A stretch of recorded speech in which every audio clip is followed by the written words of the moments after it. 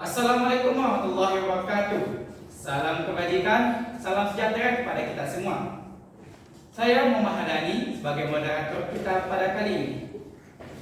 Kita akan melakukan debat pada kali ini dengan mosi pengujian peraturan perundang-undangan oleh Mahkamah Konstitusi.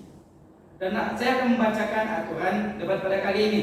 Yang pertama, tidak boleh membawa HP atau alat elektronik lainnya. Yang kedua, maksimal kelompok boleh hanya membawa 3 lembar masing-masing kelompok. Yang ketiga, tidak boleh berbicara atau berdiskusi saat menyampaikan argumen. Dan saya akan membacakan mekanisme debat pada kali ini. Mekanisme debat pada kali ini yaitu dibagi kepada 3 babak. Yang pertama, babak opening statement, diberikan waktu 3 menit tanpa adanya interupsi. Babak kedua yaitu bidasan, yang diberikan waktu 5 menit dan interupsi hanya boleh pada menit pertama. Yang ketiga, babak closing statement, diberikan waktu 2 menit. Oleh karena itu, kita persilakan kepada peserta debat kita untuk memasuki kursi yang telah disediakan. Pada peserta debat dipersilakan.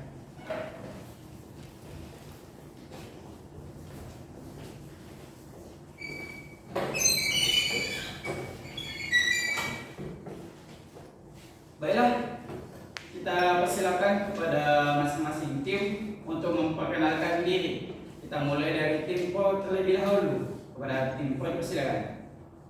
Assalamualaikum warahmatullahi wabarakatuh. Salam sejahtera untuk kita semua. Sebelum itu perkenalkan saya Feni Oktaviah sebagai pembicara pertama dan rekan-rekan saya Dwi Rahayu sebagai pembicara kedua dan Tasya Devita sebagai pembicara ketiga. Baiklah, kita perkenalkan diri dari tim kontra. Pada tim kontra dipersilakan. Assalamualaikum warahmatullahi wabarakatuh. Terima kasih moderator atas kesempatan yang telah diberikan dan dari juri yang terhormat serta tim lawan dan hadirin yang kami muliakan. Selamat siang dan salam sejahtera bagi kita semua. Perkenalkan kami dari tim kontra, saya Resmi Dota Putri selaku pembicara pertama, samping kanan saya Datul Esi selaku pembicara kedua, samping kiri saya Ina Atika selaku pembicara ketiga. Baiklah, kita masuk kepada babak pertama yaitu opening statement. Baiklah, kita persilakan kepada tim Pro terlebih dahulu. Baik, terima kasih moderator. Like superior deroga di inferior hukum yang rendah tidak boleh bertentangan dengan hukum yang lebih tinggi. Tetapi menurut Hans Kelsen, ia menyatakan bahwasanya hukum yang rendah yang tidak memiliki aturan yang absolut tidak akan bertentangan dengan hukum yang lebih tinggi. Sebelum langkah lebih lanjut, alangkah baiknya kita menafsirkan mosi perdebatan kali ini. Pengajuan peraturan perundang-undangan merupakan sebuah efektif judicial yang artinya sebuah kontrol atau judicial review yang kewenangannya diberikan kepada lembaga kekuasaan kehakiman. Sedangkan peraturan perundangan adalah sebuah norma hukum yang mengikat secara umum dan dibentuk oleh lembaga negara atau pejabat yang telah ditetapkan di dalam peraturan perundang-undangan itu. Dewan Juri yang mulia, dilansir dari pernyataan patrialis bahwa harapan masyarakat kepada Mahkamah Konstitusi untuk menjadi lembaga independen pengawal konstitusi itu adalah sangatlah besar. Selain masyarakat umum dan para penyelenggara negara, seluruh komponen-komponen bangsa juga menaruh harapan agar hakim Mahkamah Konstitusi itu benar-benar melaksanakan tugasnya sebagaimana yang telah ditetapkan dalam konstitusi itu sendiri. Dewan Juri yang mulia, di dalam pasal ayat 1 ayat 3 Undang-Undang Dasar 1945 telah dijelaskan bahwasanya negara Indonesia itu memegang erat konsep hukum pelaksanaan negara hukum itu sendiri untuk dilakukan dan membentuk suatu pemerintahan negara Indonesia. Terma dalam alinea 4 pembukaan Undang-Undang Dasar 1945 bahwa Mahkamah Konstitusi itu sebagai salah satu lembaga kekuasaan kehakiman yang mempunyai peranan penting untuk penyelenggaraan peradilan guna menegakkan hukum dan keadilan itu sendiri. Dewan Juri yang mulia, di dalam Undang-Undang 1945 pengujian peraturan perundang-undangan telah jelas berada di bawah payungan Mahkamah Konstitusi itu sendiri yang termasuk di dalam pasal 24 huruf C ayat 1 Undang-Undang Dasar 1945 di mana Mahkamah Konstitusi itu sendiri berwenang mewujudkan undang-undang terhadap Undang-Undang Dasar 1945. Kemudian Dewan Juri yang mulia, gerakan ini tidak lain dan bukan hanya untuk menjaga konstitusionalisme dan stabilitas di dalam masyarakat serta bentuk positif morality di mana lembaga legislatif, eksekutif dan yudikatif melakukan check and balances yang secara komprehensif sehingga perlu kembali ditangguhkan dan disosialisasikan menurut komprehensif di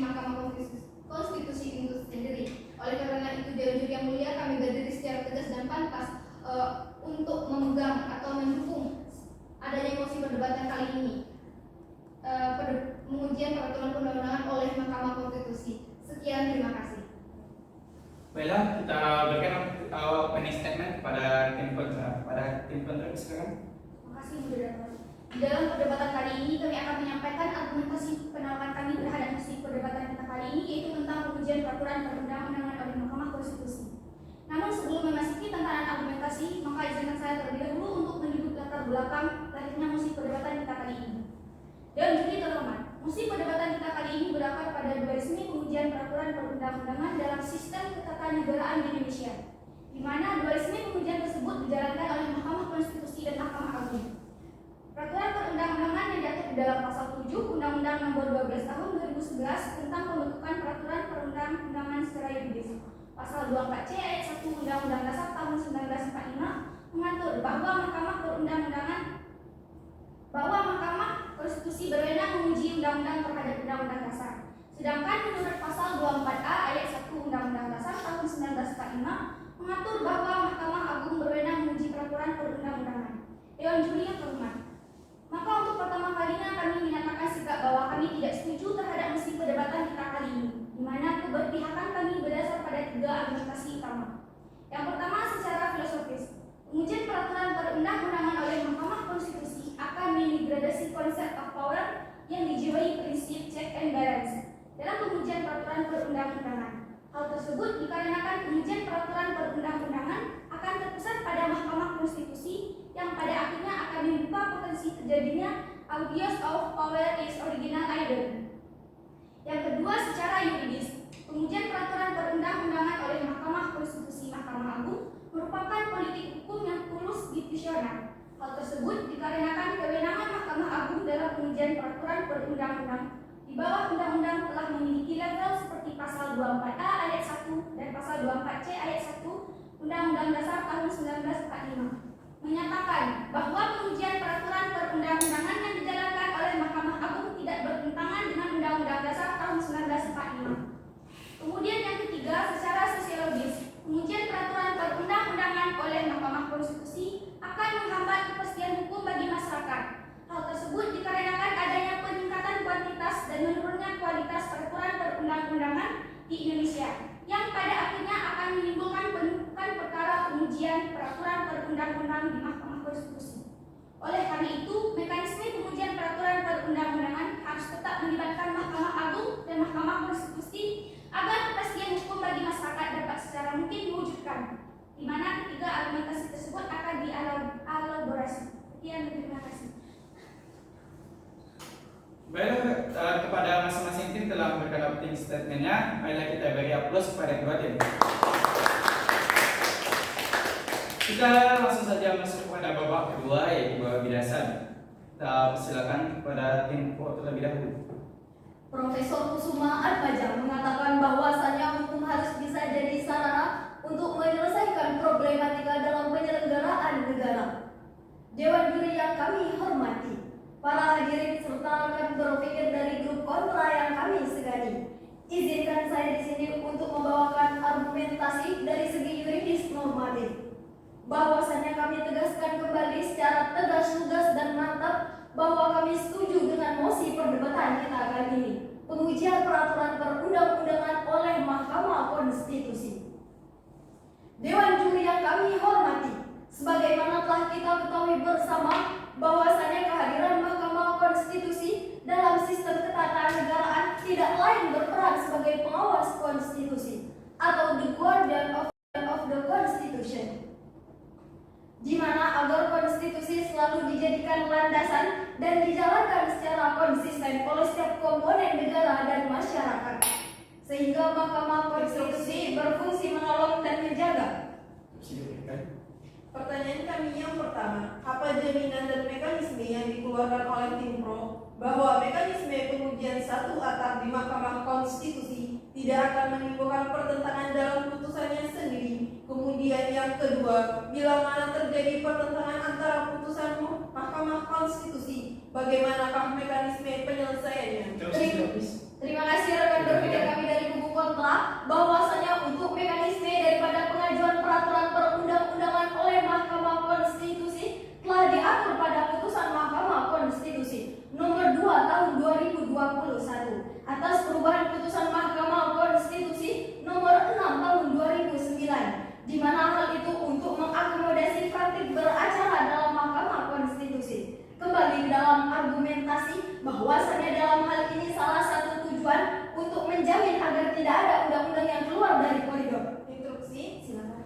Saudara terhormat, rekan-rekan kami dari tim Pro tidak mampu memberikan jaminan dan mekanisme yang komplit untuk menghindari pertentangan antara putusan jika pengujian peraturan perundang-undangan di Mahkamah Konstitusi. Oleh karena itu, dengan juga yang terhormat, perkembangan keputusan yang diturunkan oleh Pro tidak dapat diterima. Seperti apa sebenarnya yang mengubah mekanisme? Dewan juri yang kami hormati, pada dasarnya daripada kubu kontra justru yang tidak mengetahui akan mosi perdebatan kita kali ini.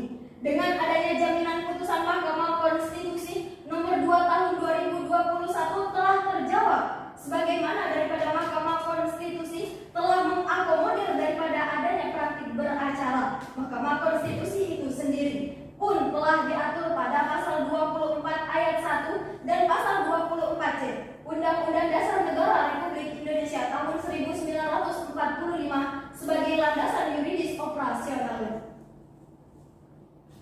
Sehingga dari pemaparan saya dapat dipahami bahwasannya Mahkamah Konstitusi sendiri sudah berada dan sesuai pada koridornya yang sebagaimana telah diamanatkan oleh konstitusi. Mengingat dalam hal ini merupakan bentuk terselenggaranya sistem perimbangan kekuasaan antara lembaga negara dan tahu sesuai dengan sistem trias politika yang dianut Indonesia, yaitu kekuasaan yudikatif sebagai penegak undang-undang, di mana salah satunya melakukan pengujian peraturan perundang-undangan sebagai kontrol bagi kekuasaan legislatif dan yudikatif.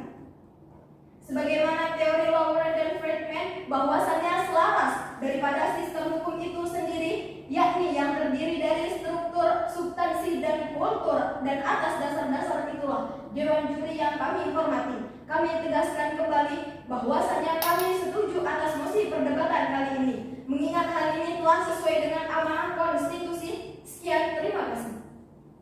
Terima kasih kepada tim Pro yang telah memberikan penjelasannya. Kita berikan kesempatan kepada tim kontra untuk memberikan penjelasannya. Kepada tim kontra, silakan. Profesor Bagimanan pernah menyatakan dinamisnya suatu perubahan merupakan hal yang baik. Namun ketika proses dinamisasi tersebut terlalu cepat, maka akan menghilangkan esensi yang menyebabkan konsistensi. Hadirin yang terhormat, sebelum memasuki tataran argumentasi kami, selanjutnya perkenankan kami untuk terlebih dahulu membidas beberapa poin argumentasi yang disampaikan oleh rekan kami dari tim Pro. Yang pertama, tim Pro harus membuktikan atau memiliki beban pembuktian bahwa mekanisme pengujian peraturan perundang-undangan di Mahkamah Konstitusi atau yang disebut dengan satu kata pengujian peraturan perundang-undangan layak untuk diterapkan. Selanjutnya, dalam menjalankan salah satu hal yang keliru, rekan-rekan kami dari tim Pro berulang dasar argumentasinya pada pasal 24C ayat 1 Dasar NRI 1945. Interupsi, silakan. Nampaknya tim kontra menggagalkan penafsiran terhadap substansi yang telah jelas dalam mosi perdebatan kali ini. Bukankah merupakan penumpukan jalur kewenangan dikarenakan tim kontra buta penafsiran terkait dasar kewenangan sehingga menghasilkan cacat pikiran? Hadirin yang terhormat, rekan-rekan dari tim Pro tidak mengerti terkait diksi peraturan perundang-undangan yang ikut terhadap undang-undang dasar sampai peraturan perundang-undangan yang paling rendah, di mana undang-undang tersebut nantinya dibawa oleh Mahkamah Konstitusi dalam proses pengujiannya. Inilah yang gagal dipahami oleh rekan-rekan kami dari tim Pro, di mana mereka melandaskan pasal 24C ayat 1, 24A ayat 1 Undang-Undang Dasar NRI 1945 terkait pemenang Mahkamah Konstitusi dan Mahkamah Agung. Padahal landasan hukum tersebut telah memberikan diferensi yang jelas terkait wewenang konstitusi dan Mahkamah Agung yang pernah diferensi mekanisme dualisme. Interupsi, silakan. Seperti dikatakan bahwa ketika dinamisme hukum dilakukan terlalu cepat, maka akan terjadi inkonstitusional. Maka kami menantang tim kontra untuk membuktikan bagaimana faktualitas dan efektivitas ketika pengujian peraturan perundang-undangan dialihkan sepenuhnya kepada Mahkamah Konstitusi, kepada Mahkamah Agung, padahal sudah jelas diatur oleh Mahkamah Konstitusi. Hadirin yang terhormat, justru karena dinamisnya suatu perubahan di mana mekanisme yang akan ditawarkan oleh tim Pro harusnya melakukan pengujian peraturan perundang-undangan satu atap merupakan salah satu bentuk ketentuan akan terdapat inkonsistensi. Mari kita buktikan di mana salah satu bentuk inkonsistensi dari keputusan Mahkamah Konstitusi nomor 40 tahun 2017 telah menetapkan KPK sebagai lembaga di bawah kemenangan eksekutif. Sementara di beberapa keputusan sebelumnya, karena konstitusi dalam merupakan salah satu bentuk ketentuan di mana akan terdapat inkonsistensi. Mari kita buktikan di mana salah satu bentuk inkonsistensi dari keputusan Mahkamah Konstitusi nomor 40 tahun 2017 telah menetapkan KPK sebagai lembaga di bawah kemenangan eksekutif. Sementara di beberapa keputusan sebelumnya, karena konstitusi dalam keputusannya nomor 12. Hadirin yang terhormat, masuk pada pindasan kami yang selanjutnya, di mana tim pro selalu mempermasalahkan mengenai keputusan Mahkamah Agung dan keputusan Mahkamah Konstitusi yang saling bertentangan, di mana hal tersebut akan diakomodasi melalui mekanisme yang mereka tawarkan, yakni dengan penetapan mekanisme pengujian peraturan perundang-undangan satu atap. Akan tetapi, permasalahan hukum tersebut dapat diselesaikan melalui penerapan teori hierarchy of worth atau asas peraturan perundang-undangan secara integral dalam dualisme. Pengujian peraturan perundang-undangan baik di Mahkamah Agung maupun di Mahkamah Konstitusi, maka hal tersebut didasari pada 3 argumentasi utama. Keputusan Mahkamah Konstitusi menggunakan batu uji Undang-Undang Dasar, sedangkan keputusan Mahkamah Agung menggunakan batu uji undang-undang yang diberikan di bawah Undang-Undang Dasar, sehingga mekanisme dualisme yang telah kami tawarkan merupakan mekanisme yang telah sejalan dengan konstitusi. Hadirin yang terhormat, melanjutkan pada poin argumentasi kami, mengapa kami tetap tidak setuju terhadap mosi perdebatan kita kali ini, yang salah satu alasan kuat mengapa dualisme pengujian peraturan perundang-undangan harus dipertahankan ialah karena untuk mengimplementasikan prinsip check and balances serta untuk mewujudkan kepastian hukum melalui asas cepat dan sederhana oleh lembaga peradilan. Terima kasih.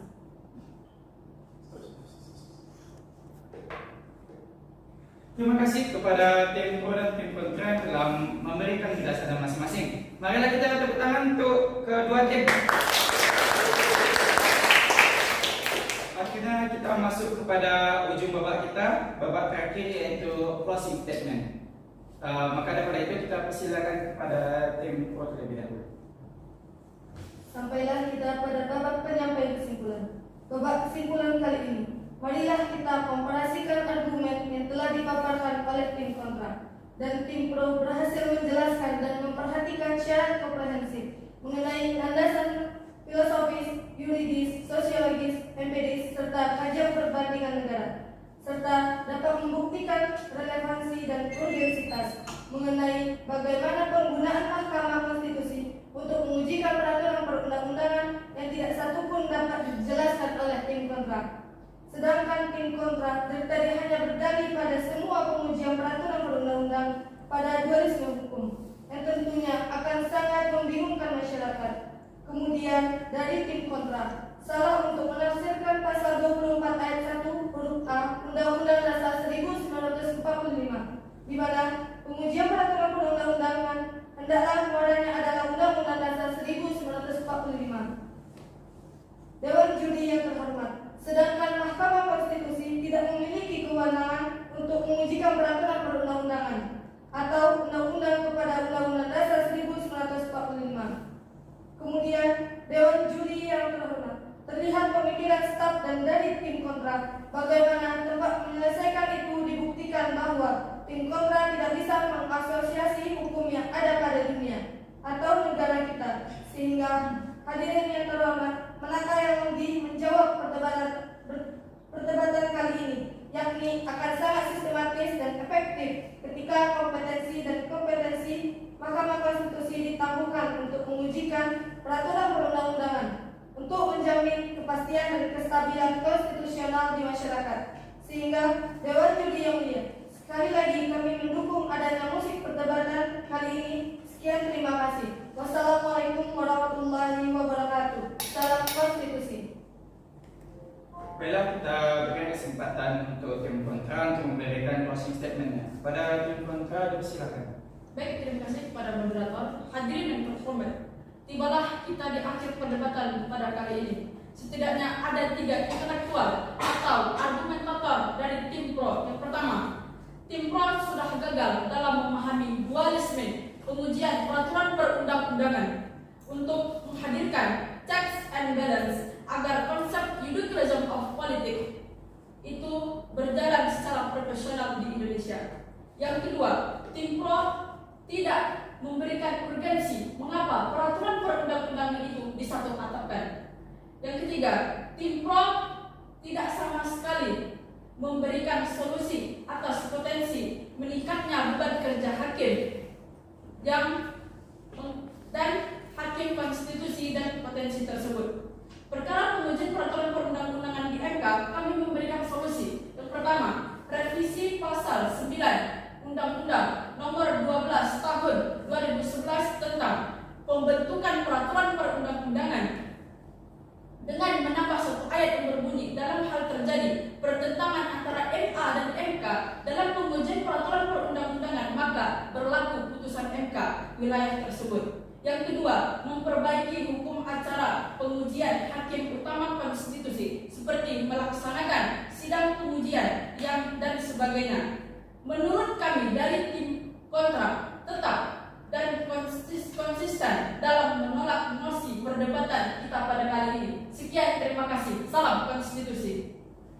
Baiklah, itulah pengunjung dari acara debat kita pada kali ini. Ayolah kita tepuk tangan ke masing-masing kelompok.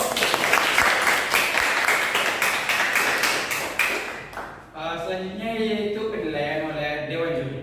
Oleh karena itu, saya sebagai moderator undur diri. Jika ada kesan kata, mohon maaf. Assalamualaikum warahmatullahi wabarakatuh. Waalaikumsalam.